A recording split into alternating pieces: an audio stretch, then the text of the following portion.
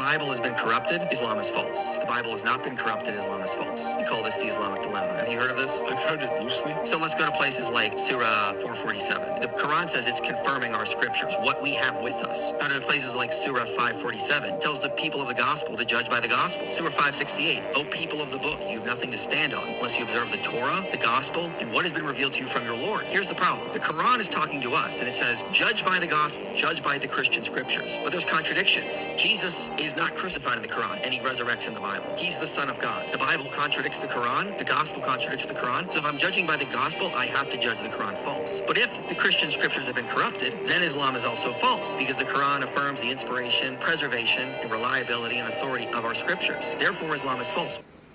So there are 4 logical fallacies straight off the bat. One is a false dichotomy because it oversimplifies the issue when it presents only 2 options as if no other options exist.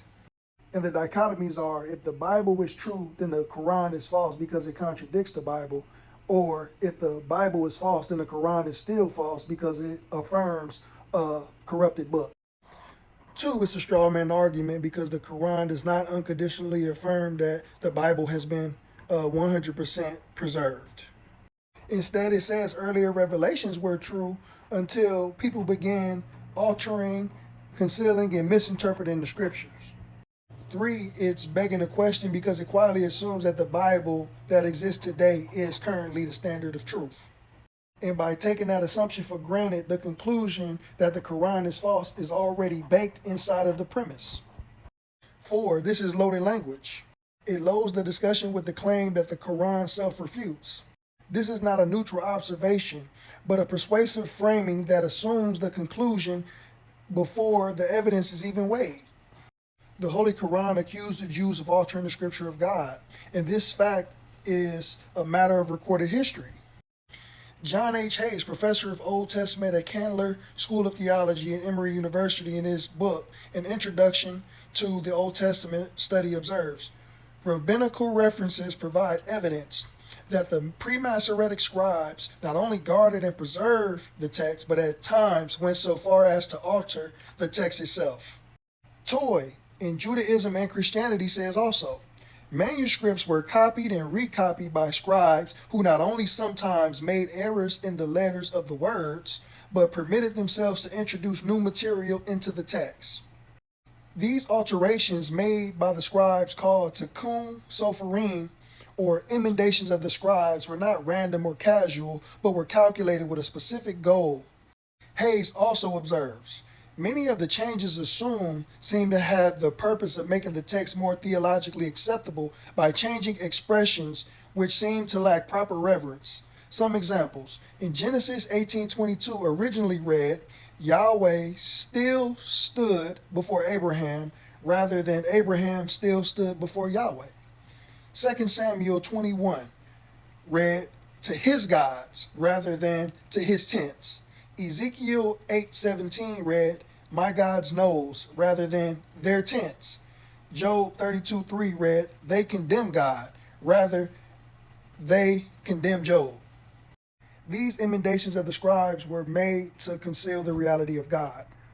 Robert Denton, in The Knowledge of God in the Ancient Israel, bears witness that in later times, older texts were changed to modify or eliminate some of the cruder passages of anthropomorphism. And even the Jewish Encyclopedia doubles down and verifies this, where it says, for it is obvious that there is a definite method and purpose in the consistent efforts of the nomistic writers to substitute new terms for those found in the ancient authority, scriptures, or to remodel entire accounts. Such revision is to be seen, for example, in the so-called priestly code, where all the theophanies are consistently omitted and the word or the presence of God substituted for them. The Jewish Encyclopedia also said, the fathers of the Septuagint went much further than the Sopherim or the Meturgeonim in their employment of the interpretive expressions by paraphrasing or spiritualizing the anthropomorphic phrases of the Bible. The image of God becomes in the Septuagint the glory of God. The mouth of God becomes the voice of the Lord. The Jewish Encyclopedia not only acknowledges the corruption of Scripture, but identifies the guilty party, a party from among them. And it says, a Tannaitic sources mention several passages of scripture in which the conclusion is inevitable that the ancient readings must have differed from the present text. The explanation of this phenomenon is given in the expression, scripture has used euphemistic language, for example, to avoid anthropomorphism. In Masoretic works, these changes are ascribed to Ezra and Nehemiah, or to Ezra, Nehemiah, Zechariah, Haggai, and Baruch. All these ascriptions mean one and the same thing, that these changes were made by the men of the great synagogue. So let's be clear that the scripture is not only filled with contradictions, because you have textual variances, then you have contradictions, and then you have whole omissions and changes, whole cover-ups, covering up the truth and the reality of the God of the patriarchs. So there is no Islamic dilemma. There is actually the Christianity dilemma. Because you all are so uncomfortable with the apparent meaning, you all have to either change or reinterpret the text because it makes you uncomfortable. And so you all try to attempt to put the Muslims in a ridiculous position, because if you won't even be honest about your own book, certainly you're not going to be honest about the Holy Quran. If you would lie about the Bible, you would lie about the Quran.